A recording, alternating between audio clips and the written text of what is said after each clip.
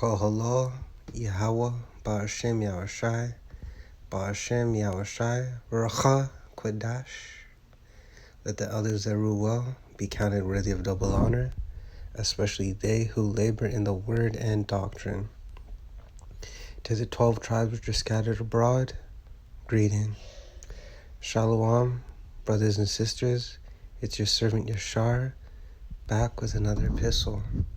OnlyFans reverses decision to ban sexually explicit content after backlash.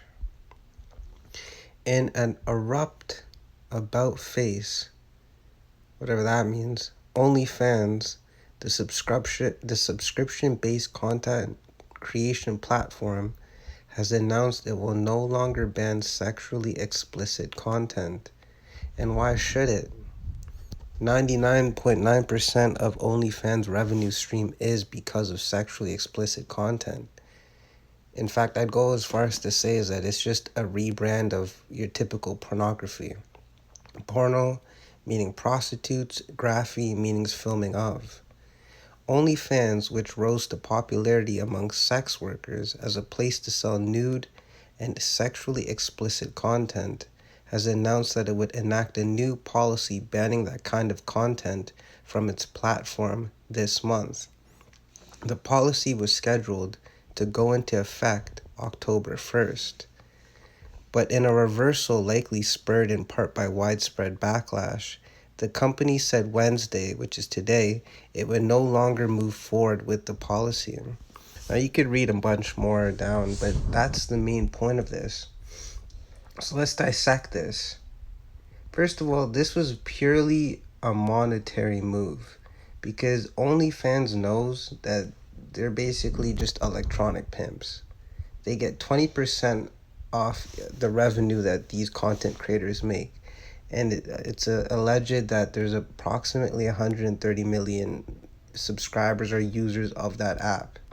So if you're making 20% off each person, and not to mention some of these people are celebrities, like Danielle Bregoli, known by her stage name Bad Bobby, the Catch Me Outside girl, or Cashmere, or whatever, says that she makes like $1 million a month, or she made $1 million within the first 6 hours of her creating an account, I believe. So what's 20% of $1 million? That's $200,000 that this company makes just by having a platform. So you already know that Esau Edom's in the mist. So then you ask yourself, why would they purposely cut off 99.9% of their avenue stream if they're making so much money? Well, you have to understand that it was all purely based off stocks, because they announced that they would be shutting down the sexually explicit content. Stocks, I don't know. When it comes to stocks, I don't have much knowledge. I just understand the gist of it. So I know that by announcing that they were doing this, it did something to the stocks. But then fast forward a couple of days later, by denouncing it, the stocks changed. So by announcing this, their stocks probably shot up even more. There's nothing new under the sun. Coca-Cola did a more rudimentary version of this. I believe that the story goes like this, and this is the bare bone minimum. Coca-Cola was having slumping sales. So what their marketing team did was they decided to release something called New Coke, which changed the recipe, just whatever, right? It's all poison anyways, FYI. And so there was a supposed backlash by people who consume that product. So Coca-Cola changed the recipe back to what it originally was and made billions off it. Same thing with these CV-19 jabs. These companies are making billions of dollars. It's all for the love of money. My goodness. So let's get this. Well, before we get the scripts, let me just show you some more pictures. So you had here. Did you remember the chick that was so-called pretending to be quote unquote black? Rachel Dolezal, who's both her parents admitted that she's white as a marshmallow, or I should say that she's red as a tomato. Well, she sells feet pics because that is a huge fetish, or I should say it's a sizable fetish in this world. I personally cannot understand how you could be attracted to someone's foot, but that's how it be. So she's making bread. Um, right, I just mentioned this chick. It says here OnlyFans seeks $1 billion valuation. Uh, the bitch Larsa Pimpin, she has an OnlyFans.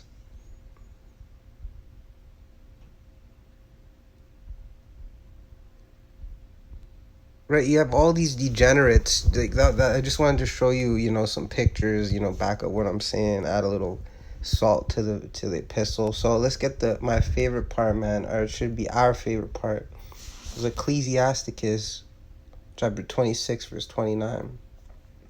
A merchant shall hardly keep himself from doing wrong. Why? Because in this cut, when it comes to business, as Jadakiss says, when it comes to business, you can't be friendly. Right? Because at the end of the day, you're attempting to turn a profit. And if you're friendly with too many people, you're going to lose money. It's just basic economics. Even someone like myself, who's, according to this world, extremely uneducated, even I could tell you that. And not to mention, when you're attempting to turn a profit, you start to blur the lines of what's morally good. Like, okay, I can make 400% more money if I remove this, or if I, cut it with this, or if I do this and that. And then the prospect of making more money, it overwhelms 99.9% of the people. So that's why it says a merchant shall hardly keep himself from doing wrong. And an huckster shall not be freed from sin. Y'all already know what a huckster is. They'll say, yo, come get an HD plasma TV made from Samsung, only $100 USD. And then, he has the charisma, blah, blah, blah, blah, blah. And then before you know it, you get the TV, you get home, and as soon as you turn it on, it explodes. And that's just one small example. But a huckster, from a spiritual point of view, a huckster is anyone that's outside of Yahweh Bashim Mashai's doctrine. And the only group that is teaching Yahweh Bashim Mashai's doctrine 100% of the way is Great Millstone. And then any other group that adheres to the teaching of Great Millstone. Men of Valor 12 is a camp I could think of that's not GMS, but comes in the spirit of GMS, which is ultimately just the spirit of Yahweh Bashim Yashai. Alright, but anyone that's not coming in the truth, they're a huckster. And they will not be freed from sin. And we know that sin is the transgression of the law. 1 John 3 and 4. So this is Ecclesiasticus 27 and 2. As a nail sticketh fast between the joinings of stones. You got to visualize this, though. All right, you have to visualize this. Think of a nail fastening between the joinings of the stones. So does sin stick close between buying and selling. And ultimately, what is this whole bullshit about? Buying and selling a product. That's really what it basically boils down to. And because this is a public company, I believe, I'm not entirely sure, I would believe so, but either way, it has investors, it has stockholders, it has a board of directors, and all those motherfuckers need to get paid at the expense of who? The people that subscribe to this shit. And not to mention, not only is it the money they're making, but they're also adding iniquity to the world. This app, I'm sure, because I don't dabble in this world. I don't dabble in social media. This isn't me bragging or boosting. It's not for me. But This app, do you know how much marriages it probably broke? How much people are doing shit on the DL? It's just, it's perfect for the Job 9 and 24 world. It's perfect. This is exactly what you would expect from this world. It's all based off making profit. And the funny thing is, you're making profit in fiat currency. So you're not really making profit at all. Just look at what happened to Germany during World War, I think, II. The German Deutsch, I believe it could be called, man. I really don't know. But either way, their currency was so heavily devalued that you'd have a better chance burning, $1,000 worth of that fiat currency than you would using that same fiat currency to buy wood to burn. There's only so much money you could print before this society collapses, but it's going to collapse in more ways than just its economy. We know this through scriptures. So there we go. We got 2 scripts under our belt. Let's just done it off. This is Proverbs chapter 30, verse 8. Remove far from me vanity and lies. And vanity, yeah, you could be like, oh, it's useless talk. Let's just boil it down to one thing. If it's not pertaining to Yahweh, will Yahweh Shai, or salvation, I don't want to hear it. That's what vanity is. I don't care who the Kardashian is fucking now. I don't care who won yesterday's meaningless basketball game. Just don't care. I don't care how your rotten children are doing. I don't even care if you're enjoying the day. But going back to this represents how this state that's currently going on. This represents how deprived this world has become. It's become so deprived that the strip club is now at the fingertips of your phone. It's become so deprived that like what? Like when the elder apostles of Great Millstone on down saying that this world is becoming so digitalized, it really is, right before our eyes. It says, give me neither poverty nor riches, right? Because if you're too rich, you're going to become proud and you're going to start doing things you shouldn't. Just look at King Uzziah.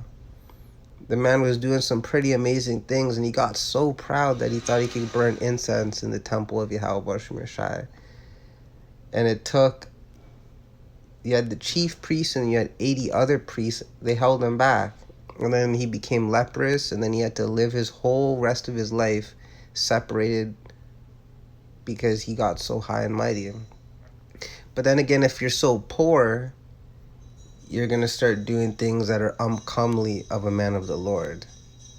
So you want to be right in the middle, because Proverbs 11 and 1, a false scale is an abomination unto Yahweh Shem Shai, but a just weight is his delight. We have to be temperate in all aspects of our life. It says, feed me with food convenient for me, right? Give us our daily bread.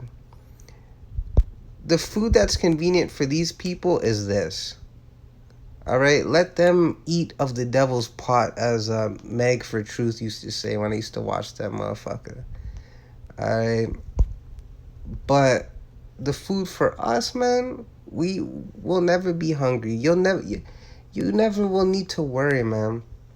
As it says in Psalm 34, I believe, I've been young and I am now old, and I've never seen the righteous forsaken, nor his seed begging for bread. And what were these people doing when OnlyFans announced that they were shutting down the sexually explicit content? Man, you had people begging, no, I'm gonna lose millions. I read I shouldn't say testimonies, because you need testes, but I read the accounts of women saying, I'm a college student, this COVID did this and that, this was my only avenue stream. I was so happy. I was like, yes, I love when the wicked destroy the wicked. But then, boom, Esai had to hit us with the 1-2 Mayweather, you know what I'm saying? But it's all good, because it will if it's not rooted in Yahweh Bashim Shai, it will fall, no matter what it is. It says that everything will be burnt up with fervent heat. That includes the ideologies, the wickedness, all this bullshit, man. So, we gotta keep going, keep fighting. You already know, man. So with that, I hope y'all were edified. Shalom.